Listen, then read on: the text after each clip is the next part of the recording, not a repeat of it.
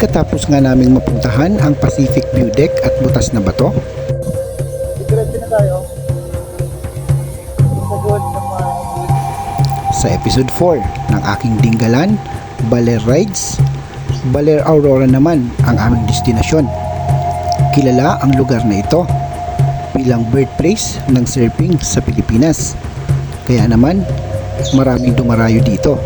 Nasaksihan din namin ang kanilang malinis na dalampasigan at karagatan. Nagagandahang mga alon na sa bawat hampas nito ay ramdam na ramdam mo ang kalikasan. Bumili at natikpan din natin ang kanilang mga pinagmamalaking pasalubong. Na-experience din natin na mag-stay sa Iaga Beach Camp. Di rin natin pinalampas na mapuntahan ang Museo de Baler. Bago namin ito marating, ganitong tanawin ang sumalubong sa amin. Paliko-likong kalsada sa gilid ng bundok, tumawid sa mahabang tulay, at kalsada sa gitna ng palayan.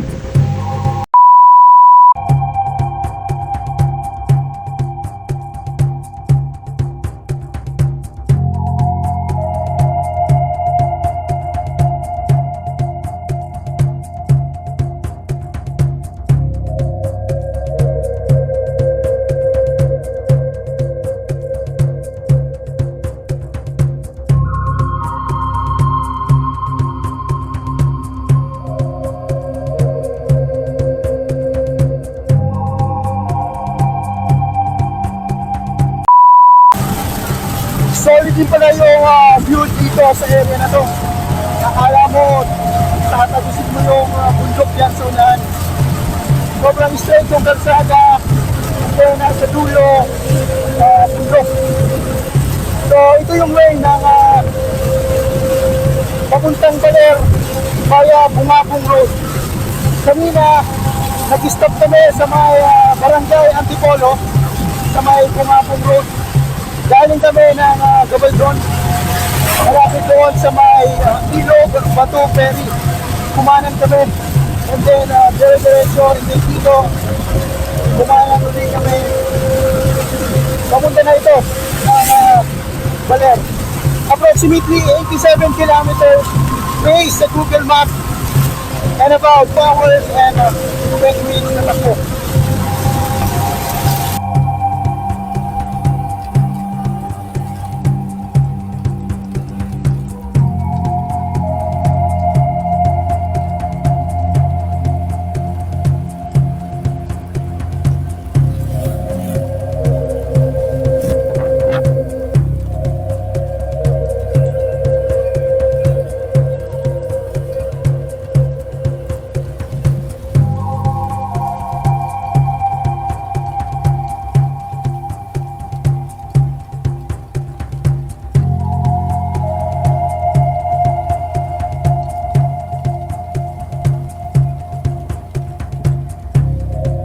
Wow, talagang solid na solid to. Ito yung I Love Labi. So madadaan natin yung Labi River. Isa rin ito sa madalas pinupuntahan ng mga turista. Parang same siya nung doon sa may Batuperi, Calabasa, and Dupinga. So ito yung Labi River. So, same lang siya halos na setup ng Batuperi. Nasa ilalim ng tulay. And then, ang maganda lang din dito, medyo malawak yung area dito. And yung tubig, nanggagaling din mismo sa Sierra Madre. So, medyo crowded siya. Ang dami. Hindi na kami nag-stop since may target time kami na makarating sa Baler. And medyo umaambon this time. So kailangan namin mag double time.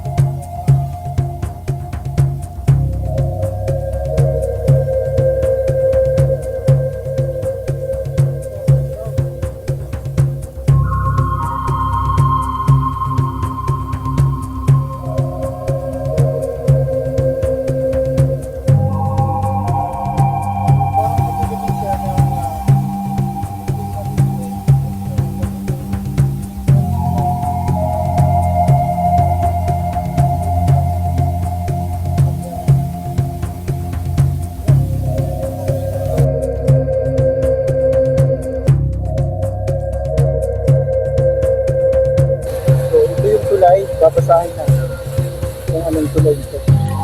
So ito pala yung Ditiki Bridge A. Ibig sabihin, meron pa ang Ditiki Bridge B. So kung mapapansin nyo, dito mayroong lumang tulay na ginawa, medyo maliit lang, but this time ito yung medyo malawak na. Sobrang laki, sobrang lawak ng tulay.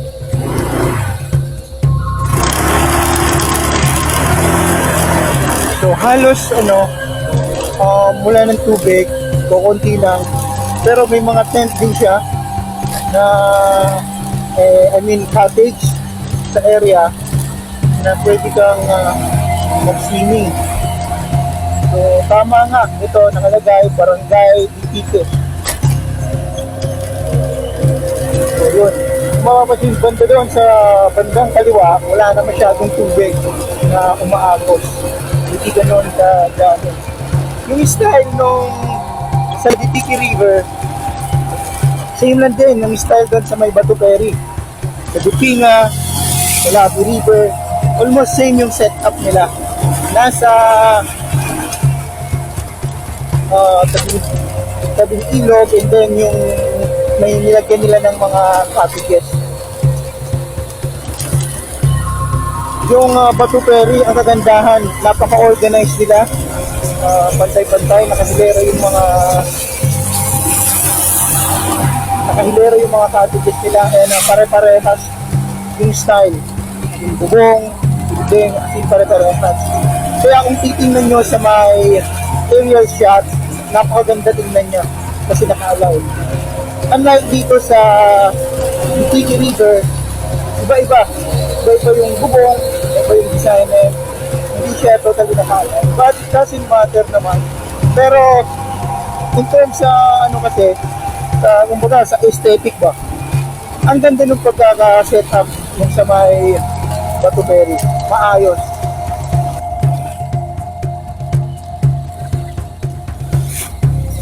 So alas 4 na ng hapon, sinabot na kami ng hapon sa pagbabiyahe. Kasi medyo natagalan din kami doon sa may Dingalan. Almost, I think 11 na kami nakaalis doon, or 10, something like that. Kaya na-delay yung naging biyahe namin papunta dito sa Baler. So hindi na kami makakapag-stroll pa pagdating namin. Siguro maghahanap na lang kami ng pwede namin pag-overnightan na nasa tabing dagat, and we will rent na lang siguro ng cottage. Same setup na ginawa namin sa Dingalan.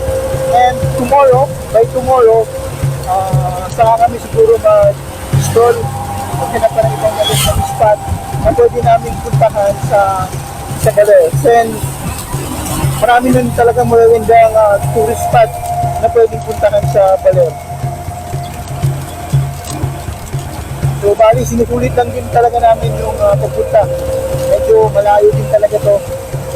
Galing pa kami ng iba galing ng Cavite, Muntinlupa, Zapote, Las Piñas, and Taguig. So kumbaga, sa layo ng pinuntahan na to, kailangan masulit mo yung mga lugar na pupuntahan. Ganda talaga yung lugar. Nakakatuwa. Even malayo yung pinagalingan namin, doon nakakapagod, dito lang, pero buti lang kayo, nawawala yung pagod namin mula umaga kami nag-drive ng motor, about 7 AM nag-drive na kami, inikot namin yung Dingalan. Then ngayon, pagpunta kami dito sa Baler, napaka-solid na lugar na to, super, wala akong masabi dito sa Aurora, nakakatuwa. So 9 kilometers na lang yung munisipyo yata ng San Luis, and then 16 kilometers pa yung Baler. So kung 16 kilometers, almost siguro mga 15 minutes nandun na. Yung kalsada naman hindi ganun sikip, makaluwag, madalang yung sasakyan. I think 8 to 10 minutes nandun na siguro. At least, mararating na rin namin sa wakas yung Baler.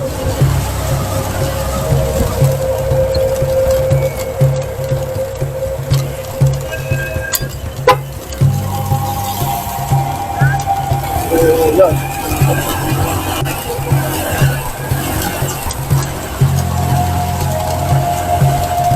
Nga pala, napansin ko lang din dito, almost same sa Nueva Ecija. Wala ako nakikita cheap na pampasahero. Marami ako nakikita dito, mga tricycle din. And yun, katuloy parang kolong-kolong. And mostly, mga nakamotor, mga tao dito.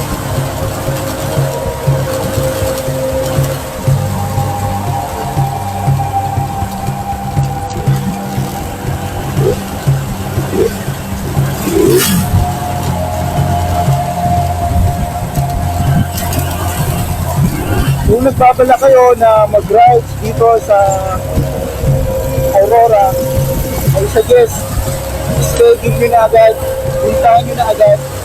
Napakagandang lugar, napakagandang probinsya itong Aurora.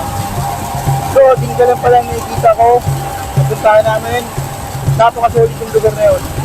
And plus itong Baler, I think, isa rin to sa masasabi kong magandang lugar na a place to visit para sa mga naghahanap ng magandang lugar. Ang ganda ng pagkakatanim ng mga puno, pantay-pantay sa kalsada. Nakakatuwa.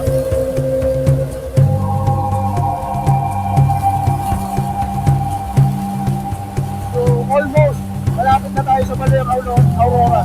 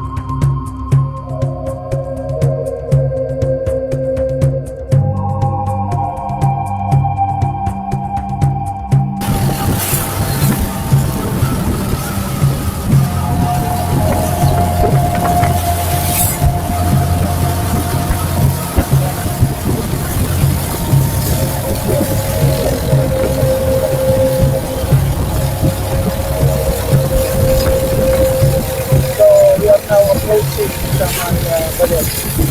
So, paunahin ko lang yung tricycle para pa doon sa may entry ng Baler, medyo maganda. So, ayan, approaching na tayo sa Baler Aurora. So, ayan na yung kanilang welcome art.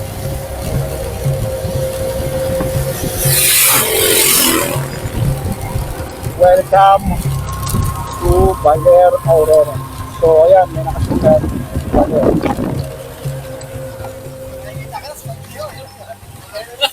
Bali ito yung camp na na-rent namin sa Hiaga Beach Camp. So dalawa siyang room. Sa kabila yung isa. Ayun yung kabila na na-rent namin.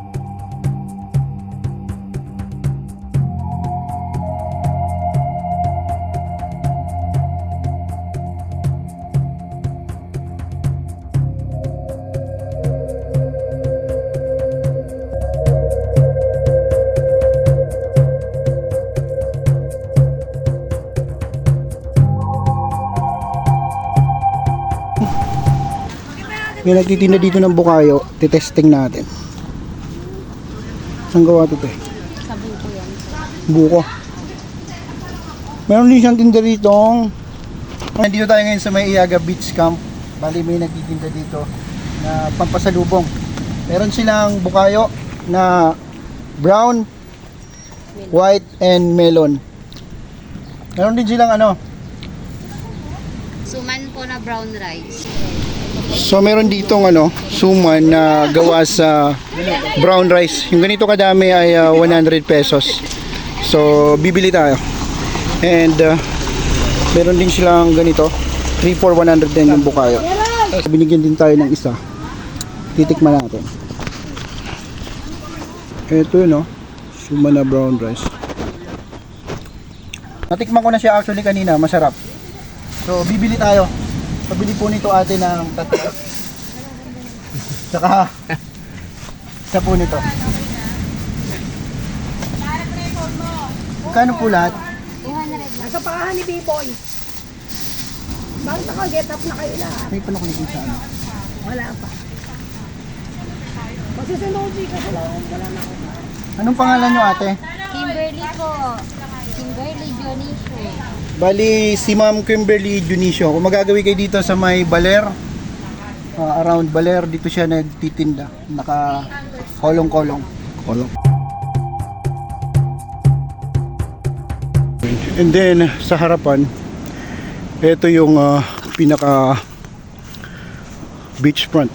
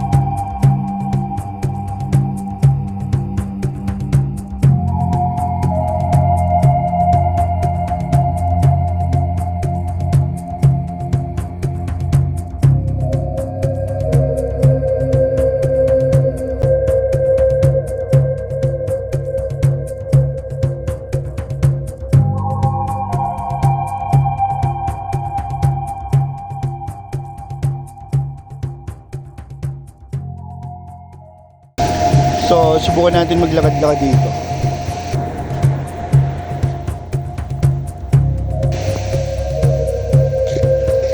Uy, ano to?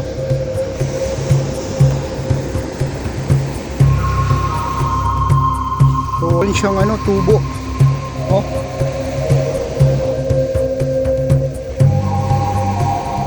Mabubuhay siya pag itinanim. Yan dapat sa medyo malalim.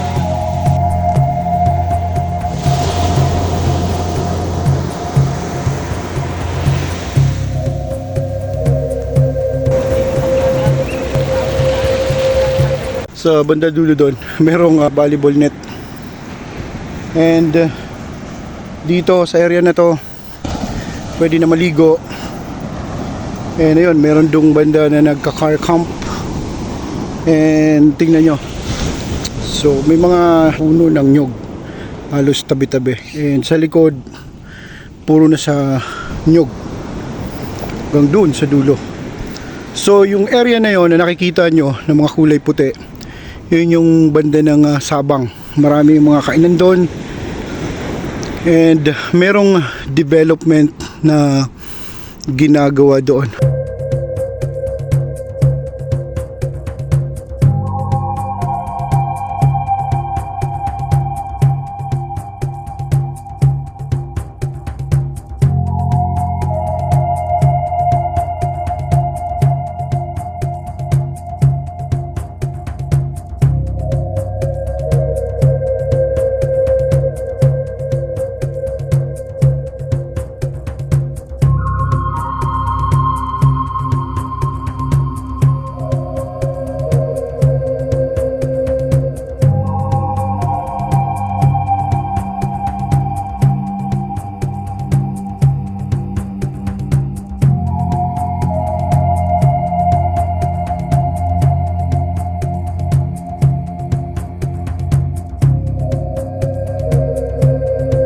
magkakaroon siya doon ng baywalk. So